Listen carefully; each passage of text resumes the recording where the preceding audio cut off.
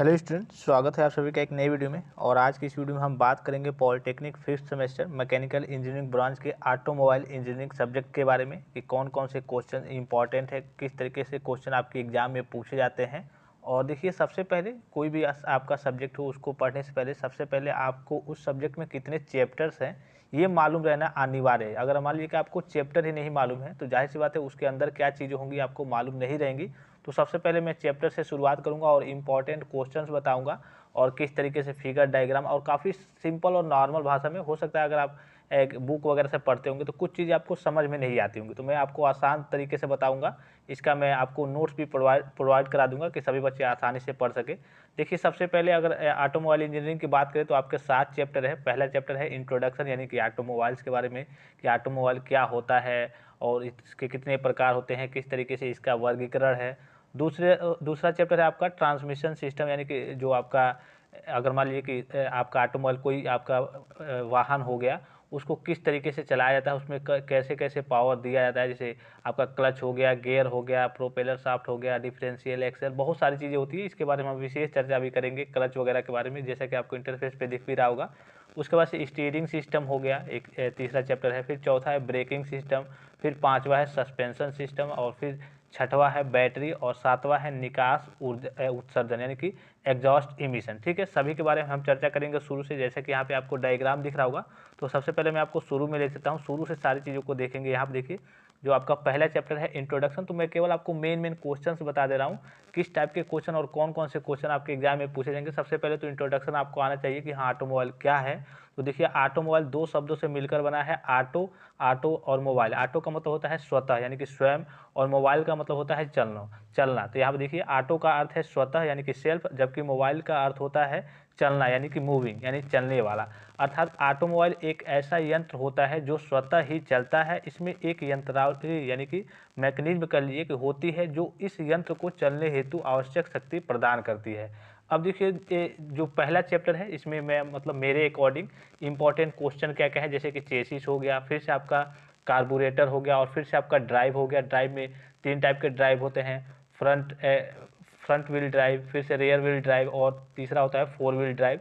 तो सभी के बारे में हम चर्चा करेंगे। आप देखिए, चेसिस क्या होता है, किसी भी वाहन में बॉडी को छोड़कर जितने भी पार्ट्स लगे होते हैं उनकी असेंबली को चेसिस कहा जाता है। यानी कि मान लीजिए कि आपका कोई एक जीप ले लीजिए, तो ऊपर के अगर पार्ट्स को छोड़ दे, उसके अंदर जितने भी असेंबली लगे होते हैं, क्लच, गियर या फिर वगैरह जो भी असेंबली मैकेनिज्म वगैरह होते हैं, उन सभी पार्ट्स को ही हम चेसिस कहते हैं। और जो वाहन का पूरा भार सहन करता है वो चेसिस ही सहन करता है। ठीक है, अब देखिए यहाँ पे चेसिस के कार्य, फंक्शन ऑफ चेसिस के कार्य क्या है। पहला है, इसके द्वारा वाहन के अग्र व पश्च धुरों को सहारा जाता है। दूसरा देखिए, ऊंचे नीचे मार्गों पर चलते समय वाहन को तथा यात्रियों को झटकों से यह बचाती है, यानी कि बचाता है। तीसरा, वाहन के इंजन, गियर बॉक्स, बॉडी इत्यादि को चेसिस पर ही सहारा जाता है। चौथा, वाहन के चलते समय अचानक मतलब ब्रेक वाली स्थिति में पड़ने वाले भार को यही सहन करता है। ये सारे बहुत सारे फंक्शन दिए हैं आपको। ठीक है, इसका मैं आपको पीडीएफ भी प्रोवाइड करा दूंगा। अब देखिए, लेआउट ऑफ चेसिस, जैसे कि कभी कभी डायग्राम पूछ लेता है, लेआउट पूछ लेता है, तो कौन कौन से यहाँ पे मेन इसके पार्ट्स होते हैं, उसके बाद से यहाँ पे लेआउट भी आपको नीचे दिख जाएगा। ठीक है, अभी नीचे आपका इसका भी। उसके बाद से पहले ही चैप्टर में ब्रेकिंग सिस्टम, स्टीयरिंग सिस्टम के बारे में थोड़ा डिटेल में है कि आखिर ब्रेकिंग सिस्टम क्या है। तो जाहिर सी बात है, ब्रेक के बारे में आप जानते ही होंगे कि कोई वाहन चल रहा है तो उसको आवश्यकता अनुसार रोकने के लिए, गति को धीमा तेज करने के लिए ब्रेकिंग सिस्टम का उपयोग किया जाता है। तो थोड़ा सा आपको फर्स्ट चैप्टर में भी इसका डायग्राम देखने को मिलेगा, अर्थात इसके अलग अलग चैप्टर भी हैं जो आपको डिटेल में पढ़ने होते हैं। ठीक है, तो ये सारी चीज़ें देखिए। अब देखिए, जो मैंने अभी इंपॉर्टेंट कहा, टाइप्स ऑफ ड्राइव्स। अब ड्राइव्स क्या होता है, देखिए, व्हीकल में मुख्य रूप से निम्न 3 प्रकार के मतलब चालन का प्रयोग, यानी कि ड्राइव का प्रयोग में लाए जाते हैं। पहला है फ्रंट व्हील ड्राइव, दूसरा है रियर व्हील ड्राइव, और तीसरा है 4 व्हील ड्राइव। अब फ्रंट व्हील ड्राइव होता क्या है, सबसे पहले तो आपको ये समझना पड़ेगा कि आखिर ड्राइव होता क्या है।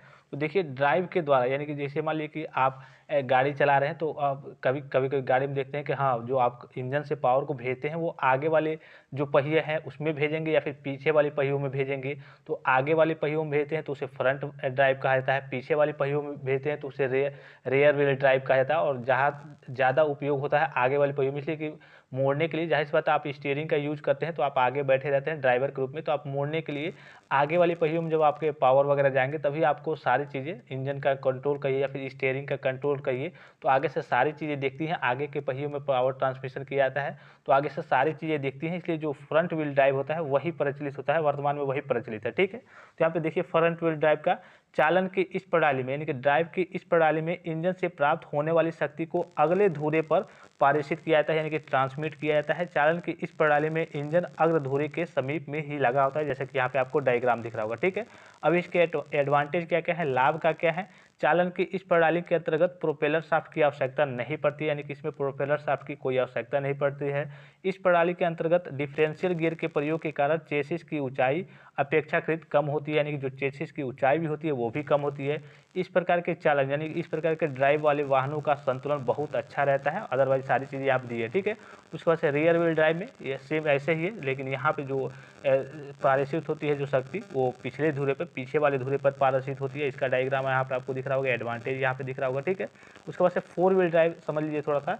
इस प्रणाली में इंजन से प्राप्त शक्ति को चारों पहियों तक समान रूप से वितरित किया जाता है। जैसे कि अपने फ्रंट व्हील ड्राइव में देखा कि फ्रंट वाले पहियों पर, फ्रंट वाले धुरे पर भेजा जाता है, आगे वाले पहियों पर, और रियर व्हील ड्राइव में पीछे वाले पहियों पर। और फोर व्हील ड्राइव में इस प्रणाली में इंजन से प्राप्त शक्ति को, यानी कि मान लीजिए कि इंजन आपका स्टार्ट होता है, स्टार्ट करते हैं तो प्राप्त शक्ति को पहियों तक, यानी कि चारों पहियों तक समान रूप से भेजा जाता है, वितरित किया जाता है।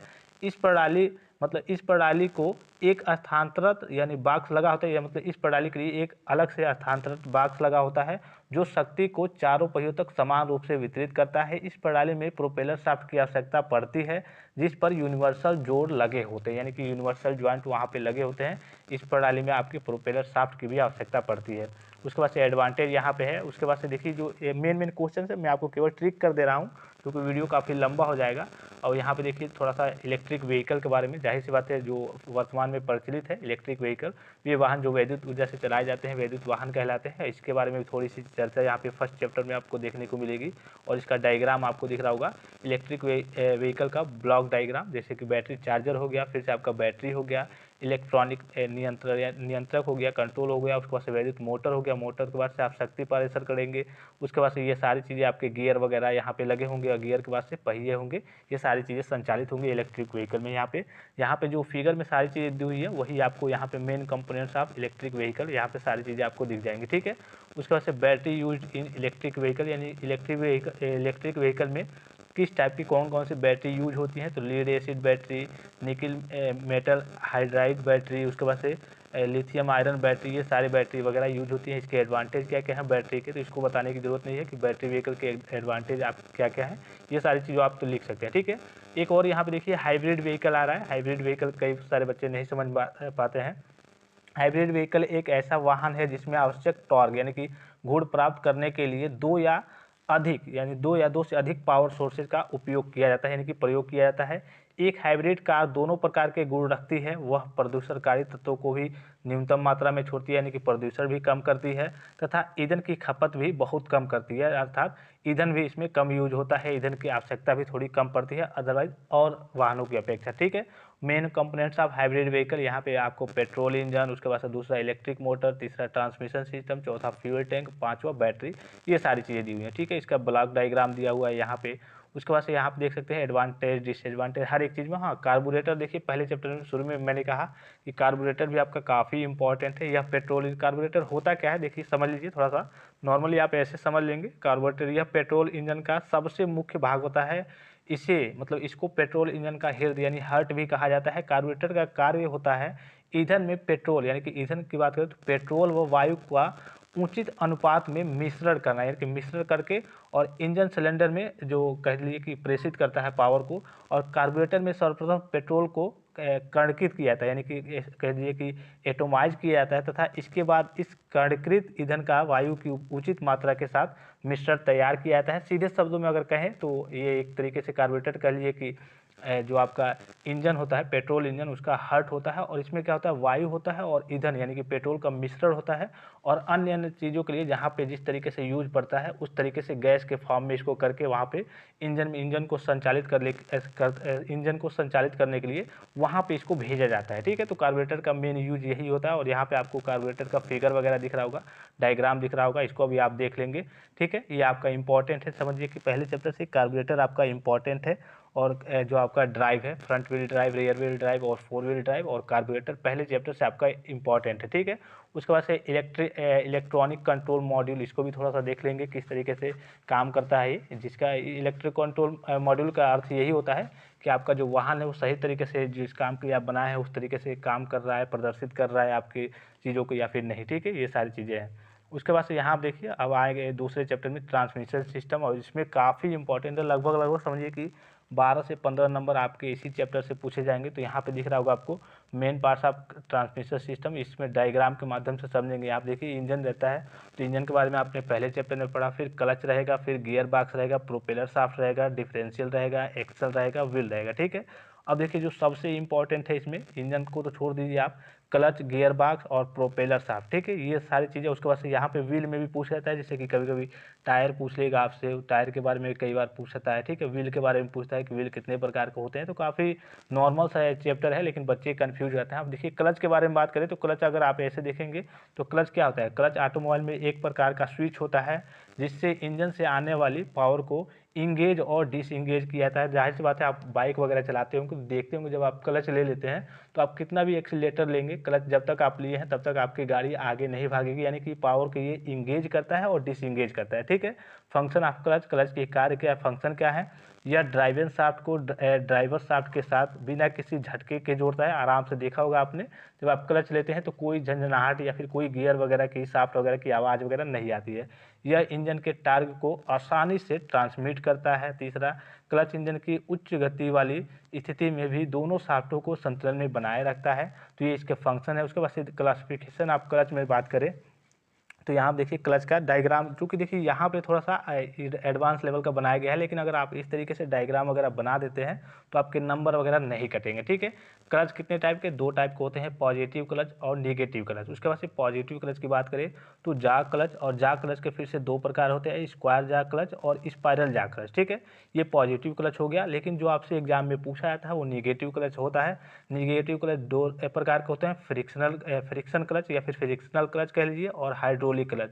फ्रिक्शनल क्लच को आपका ड्राई क्लच कहा जाता है और हाइड्रोलिक क्लच को वेट क्लच भी कहा जाता है। अब फ्रिक्शनल क्लच यानी कि फ्रिक्शनल क्लच के प्रकार होते हैं, 4 प्रकार होते हैं जो आपके एग्जाम में पूछे जाते हैं। पहला है प्लेट क्लच, दूसरा है कोन क्लच, तीसरा है सेंट्रीफ्यूगल क्लच और चौथा है सेमी सेंट्रीफ्यूगल क्लच। अब देखिए सेंट्रीफ्यूगल और सेमी सेंट्रीफ्यूगल और प्लेट क्लच आपसे हर बार जरूर पूछे जाते हैं, और इसमें जो मेन है प्लेट क्लच। प्लेट क्लच में भी 2 टाइप के होते हैं, सिंगल प्लेट क्लच और मल्टी प्लेट क्लच। ठीक है, तो इसको आप देख लेंगे, डायग्राम अगर आप का याद है तो कोई दिक्कत नहीं होगी। यहाँ पे सारी चीज़ें इस नोट्स में कह लीजिए कि नोट्स है एक तरीके से, इसको मैं टेलीग्राम पे आप सभी बच्चों को प्रोवाइड करा दूंगा, सारी चीज़ों को आप देख लेंगे। ठीक है, इसमें से ये हो गया आपका क्लच हो गया। उसके बाद से क्लच के बाद से गियर बॉक्स हो गया। तो गियर बॉक्स भी 4 प्रकार के होते हैं, आपको मालूम होना चाहिए। आप देखिए sliding mesh gear box, constant mesh gear box, synchromesh gear box और इपीसाइक्लिक गियर बॉक्स, 4 प्रकार के आपके गियर बॉक्स होते हैं। तो ये क्लच हो गया, गियर बॉक्स हो गया, उसके बाद से प्रोपेलर शाफ्ट काफ़ी आसान है। तो ये सारी चीज़ें आपके दूसरे चैप्टर में, काफ़ी लंबा चैप्टर है, लगभग समझिए कि 15 नंबर से आपके दूसरे चैप्टर से पूछे जाते हैं। अदरवाइज अगर आप तीसरे चैप्टर की बात करें तो तीसरा चैप्टर आपका स्टीयरिंग सिस्टम है, यानी कि जो आपका वाहन कह लिए कि एक तरीके से कंट्रोल में स्टीयरिंग के द्वारा ही होता है। आपको कहीं भी मोड़ना हो या फिर कुछ भी करना हो स्टीयरिंग के द्वारा ही होगा। चौथा ब्रेकिंग सिस्टम है, आपको कुछ बताने की जरूरत नहीं है, ब्रेकिंग सिस्टम है। तो आपको अब देखिए इसमें होता क्या है, जैसे ब्रेकिंग सिस्टम है तो ब्रेकिंग सिस्टम क्या होता है, ब्रेकिंग कितने प्रकार के ब्रेकिंग सिस्टम होते हैं, उसके टाइप्स वगैरह या फिर उसके फंक्शन वगैरह क्या होते हैं, उसका थोड़ा सा डायग्राम आपको याद रहेगा। तो अदरवाइज एग्जाम में जो भी चीज़ें पूछी जाएंगी आप उस तरीके से मैनेज करके लिख लेते हैं, तो लिख लेंगे, क्योंकि वीडियो काफ़ी लंबा हो जाएगा। स्टूडेंट्स को मैं नोट्स प्रोवाइड करने के लिए कह रहा हूँ कि नोट्स, हाँ, आप टेलीग्राम पे जाएंगे तो ये सारे नोट्स मिल जाएंगे। अदरवाइज जितने भी सब्जेक्ट मैं कोशिश करूँगा कि जितने भी सब्जेक्ट के मेरे पास नोट्स हैं वो आपको टेलीग्राम पे प्रोवाइड करा दिया जाए कि सभी बच्चे वहाँ से अच्छे से पढ़ ले। जो नोट्स वगैरह नहीं बनाए हैं, काफ़ी आसान भाषा में ये नोट्स वगैरह है। तो आई होप कि वीडियो आपको इन्फॉर्मेटिव लगा होगा। टेलीग्राम पे आप ज्वाइन रहेंगे नोट्स के लिए। फिलहाल इस वीडियो में इतना, इजाज़त दीजिए, धन्यवाद, थैंक्स फॉर वॉचिंग, मिलते हैं नेक्स्ट वीडियो में।